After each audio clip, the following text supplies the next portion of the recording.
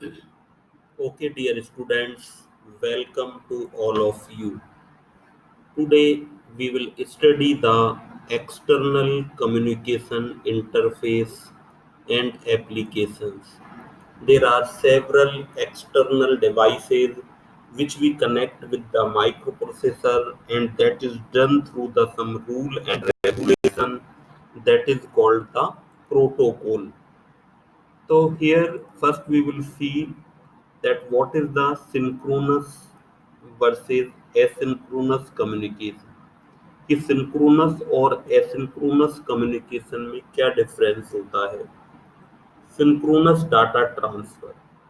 First we will see the synchronous data transfer applications. In synchronous data transfer, sender and receiver use the same clock signal. It supports the high data transfer rate, needs clock signal between the sender and the receiver, require master and slave configuration. तो synchronous जो communication है उसमें हमको sender और receiver वो एक ही data clock को use करते हैं. हाई डाटा ट्रांसफर रेट रहता है. क्लॉक सिग्नल की ज़रूरत पड़ती है सेंडर रिसीवर के बीच में, और मास्टर स्लेव कॉन्फ़िगरेशन का फॉर्म अवेलेबल होता है. जबकि in the case of the asynchronous data transfer, sender provide a synchronization signal to the receiver before starting the transfer of each message.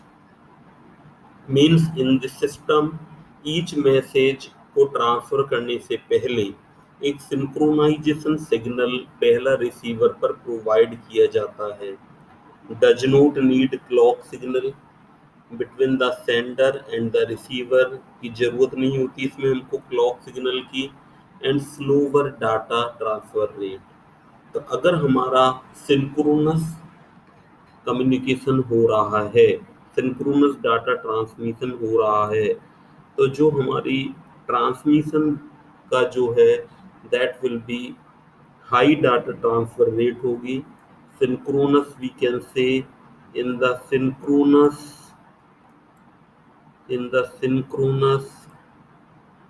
transmission, the data transmission rate is high. जो data transmission rate है वो high होगी. And a clock signal is needed between the sender and the receiver. while in case of the asynchronous transmission, such type of clock signal is not needed and data transmission will be low in case of the asynchronous transmission system. So we should understand what is the basic difference. So there are many serial data transfer protocol.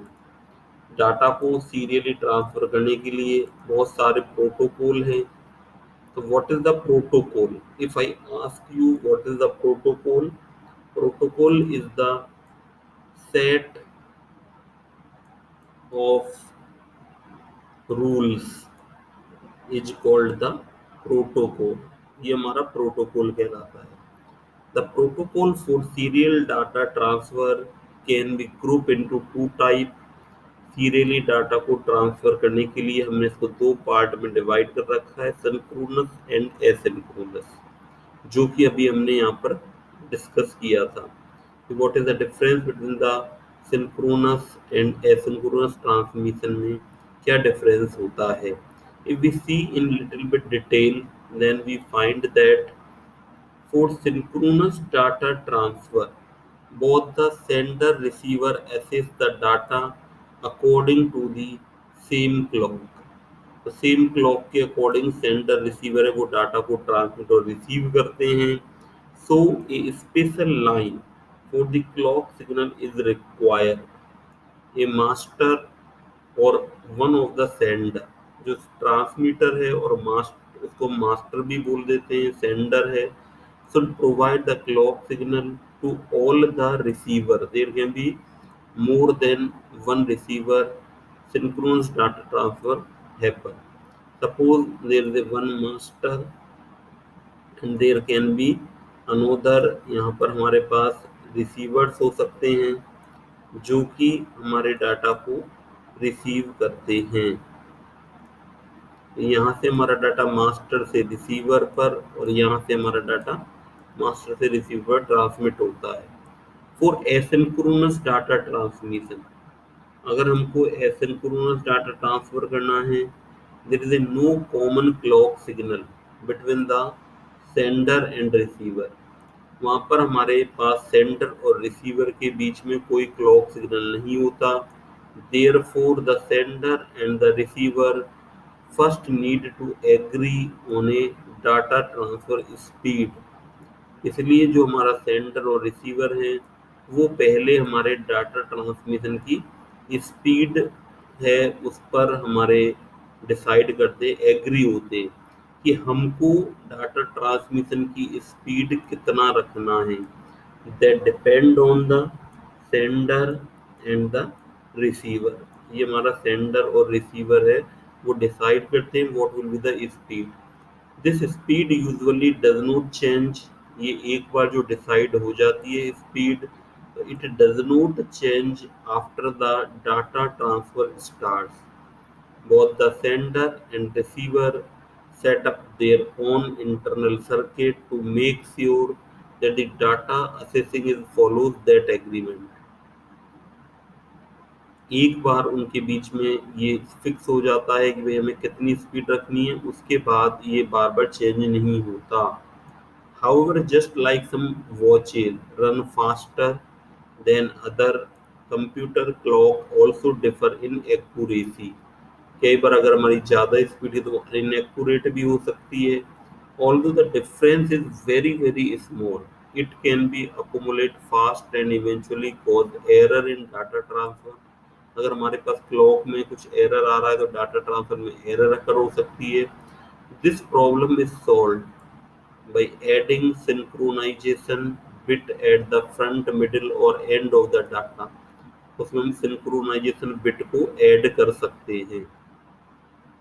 Synchronization is done periodically. The receiver can correct the clock accumulation error.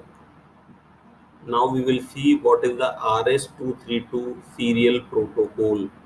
तो RS-232 है वो हमारा serially data को transmission करने का एक protocol है और काफ़ी पुराना है। We can say it is a set of rules है कि इस रूल के थ्रू हम सीरियली, सेट ऑफ रूल्स है जिसके थ्रू हम सीरियली डाटा को ट्रांसमिट कर सकते हैं। तो what is the serial transmission? We have seen that serial transmission है वो हमारा सिंक्रोनस एसिंक्रोनस हो सकता है। तो सीरियल ट्रांसमिशन में क्या होता है? In the telecommunication the process of sending data sequentially over a computer bus is called as serial communication, which means the data will be transmitted bit by bit, as shown in this diagram. In the serial communication, the data is transmitted bit by bit। ये हमारा bit by bit transmit data किया जाता है। जैसा कि यहाँ पर हमारा दिखाया जा रहा है कि first bit B0, B1, B2, B3, B4, B5, B6, B7 और 1 bit is transmitted when our clock signal is high। जब भी हमारा क्लॉक सिग्नल हाई है तो एक बिट डाटा हमारा ट्रांसमिट हो रहा है। तो that is the clock which is between the transmitter, ये हमारा एक तरह से ट्रांसमीटर है। दैट इज द रिसीवर, इन दोनों के बीच में एक क्लॉक है और उसके अकॉर्डिंग ये TXT ट्रांसमीटर और रिसीवर के बीच में डाटा हमारा ट्रांसमिट हो रहा है। Now come to the parallel transmission. If we see the parallel में एक हमारे पास पूरी बाइट के डाटा को हम एक साथ ट्रांसमिट कर सकते हैं या पूरे कैरेक्टर को ट्रांसमिट कर सकते हैं। तो यहाँ पर ट्रांसमीटर में पहली बिट, दूसरी bit, third bit, fourth bit, इस तरह से हम ये it is the 1 2 3 4 5 6 7 8 bit data transmission, 1 byte के डाटा ट्रांसमिशन को इंडिकेट कर रहा है। According to the when clock will be high, that is transmitted from transmitter to receiver, or here these are the receiver where we are receiving the data। तो इस तरह से we can see it is a serial and parallel data transmission.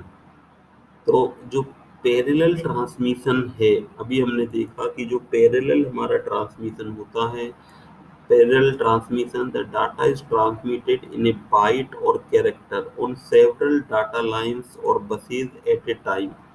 Serial communication is slower than the parallel communication. Naturally अगर आप देखेंगे diagram में, इसमें one by one bit transmit होगी और इसमें हम बहुत सारी बिटों को एक साथ ही ट्रांसमिट कर देते हैं।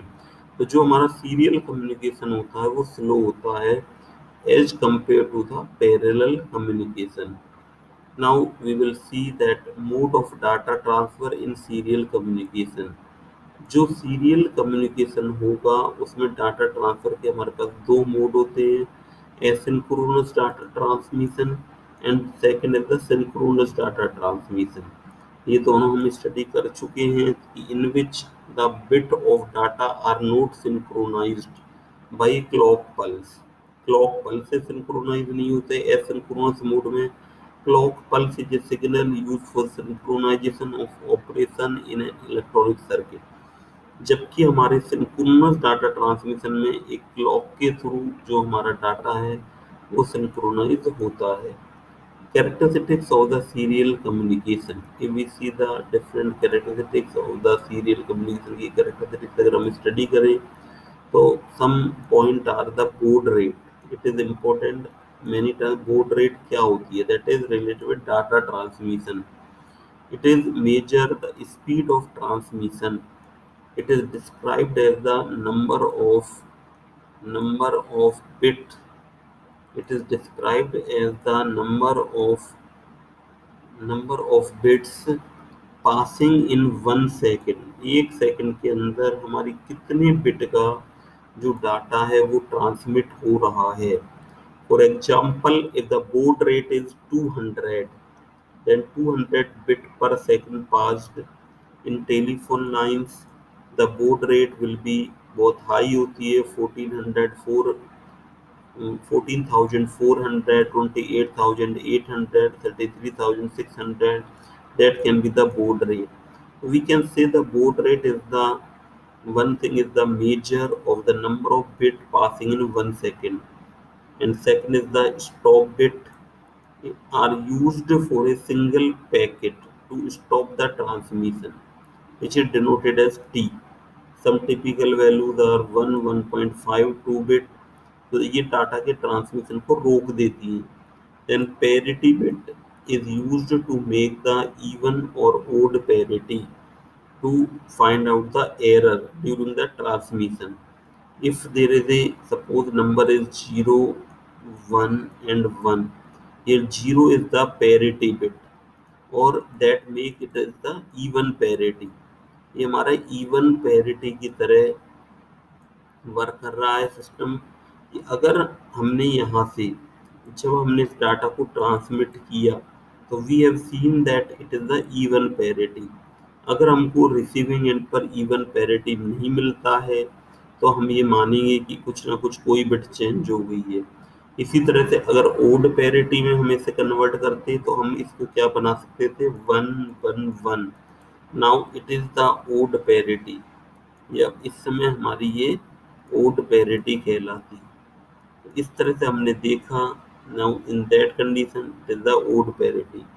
तो हमने देखा कि ये हमारा पैरिटी जो है वो इवन और ओड हो सकती है। तो इस चैप्टर में इस पर्टिकुलर टॉपिक में हमने देखा कि सिंक्रोनस और एसिंक्रोनस डाटा ट्रांसमिशन क्या होता है, सीरियल डाटा ट्रांसमिशन क्या होता है, किस तरह का डाटा ट्रांसमिशन स्लो होता है, कौन सा फास्ट होता है, RS-232 सीरियल प्रोटोकॉल हमारा किस तरह से क्या है, वर्क किस तरह से हमारा करता है। तो that we have seen in this lecture. Okay, thanks to all of you.